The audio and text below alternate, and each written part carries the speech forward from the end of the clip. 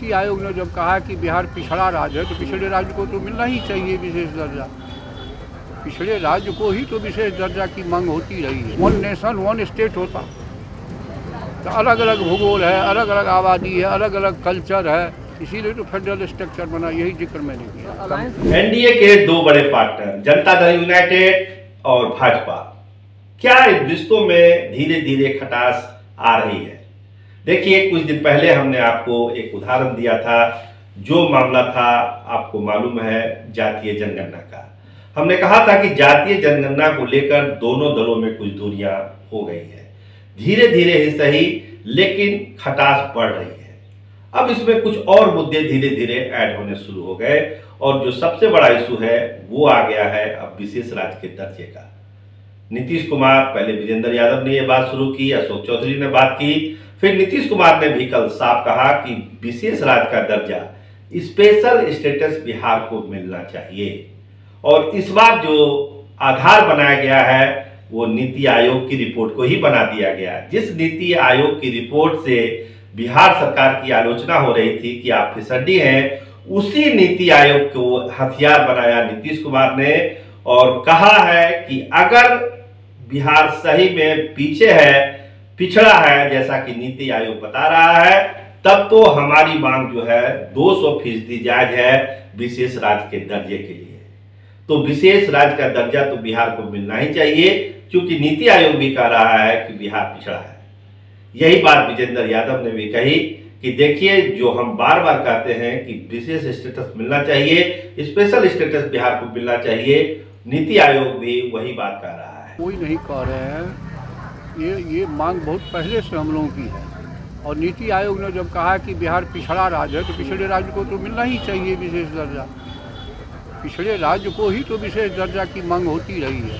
जब हम समृद्ध राज्य हो जाएंगे तो काहे के लिए विशेष राज्य की दर्जा की मांग करेंगे? जब विशेष राज्य का दर्जा मिलेगा तो कृषि पर आधारित उद्योग धंधे आएंगे यहाँ, और तो हमारा एम्प्लॉयमेंट भी जनरेट होगा, राज्य भी समृद्धि की ओर बढ़ेगा।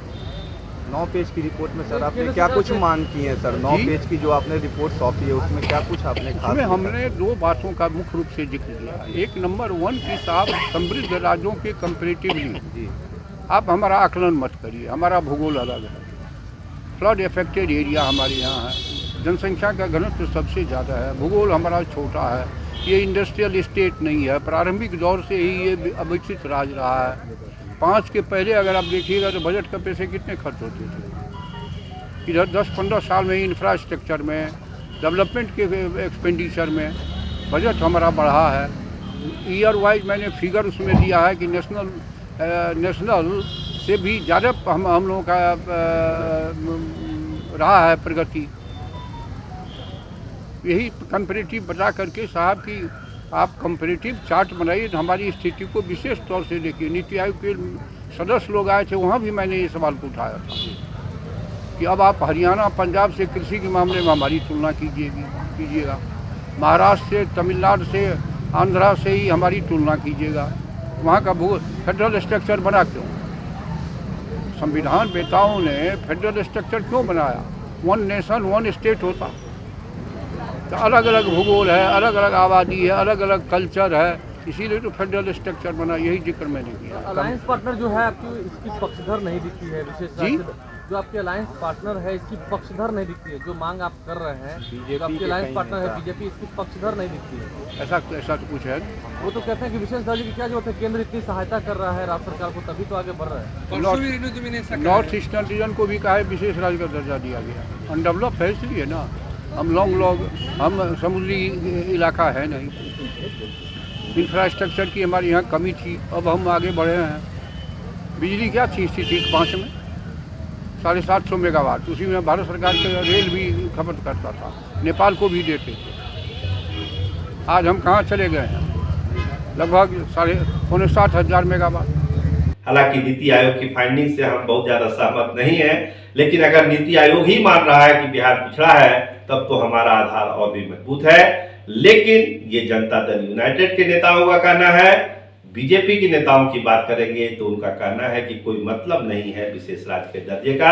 विशेष पैकेज बिहार को मिल रहा है तो फिर विशेष राज्य के दर्जे की जरूरत क्या है। डिप्टी सीएम रेणु देवी ने भी ये बात कही। भाजपा के तमाम नेता यही कह रहे हैं, क्योंकि भाजपा की यही लाइन है कि विशेष राज्य के दर्जे की कोई जरूरत नहीं है। जिस तरह से जातीय जनगणना पर विशेष कहते हैं भाजपा के लोग कि कोई मतलब नहीं है जातीय जनगणना का, उसी तरह स्पेशल स्टेटस पर भी यही राय है। खुले में नमाज पढ़ने वाला जो मामला बीच में उठा, उसको भी नीतीश कुमार ने कहा कि देखिए ये सब फालतू बात है, इन सब चीजों में कहीं कुछ नहीं रखा हुआ है, ये बेकार की बातें हैं। तो भाजपा जो जो चीजों को उठा रही है, स्पेशल स्टेटस, जातीय जनगणना, नमाज का मुद्दा, इनको एक सिरे से जनता दल यूनाइटेड के लोग खारिज कर रहे हैं। मुख्यमंत्री के स्तर से ये चीजें खारिज हो रही है, तो स्वाभाविक है एक दूरी बढ़नी है जो धीरे धीरे बढ़ रही है, और देखिए इसकी परिणति क्या होती है। लेकिन जो रिश्ते संबंध पहले थे जनता दल यूनाइटेड भाजपा के, उसमें तो खटास अब साफ साफ दिखने लगा है। तो देखिए ये लड़ाई और ये विवाद, ये रार, ये दरार कितना बढ़ता है एनडीए के भीतर, क्योंकि जो छोटे दल हैं, आप वीआईपी पार्टी और हम, वो भी अपनी बहुत मांगों को लेकर अब आक्रामक तेवर अपना रहे हैं। आपको मालूम है कि स्थानीय निकाय का भी चुनाव बिहार में होना है 24 सीटों पर, उसमें भी छोटे दलों ने भी अपनी मांग रखी है कि हमको भी कोटा इसमें मिलना चाहिए। तो अभी बहुत सारी चीजें बिहार के सियासत में आगे बढ़ेगी, लेकिन जातीय जनगणना, स्पेशल स्टेटस का जो इशू है, इसको ये एक बड़ा इशू बन सकता है भाजपा और जदयू के रिश्तों पर। कैमरामैन विनय यादव के साथ मैं सरोज सिंह, धन्यवाद, नमस्कार।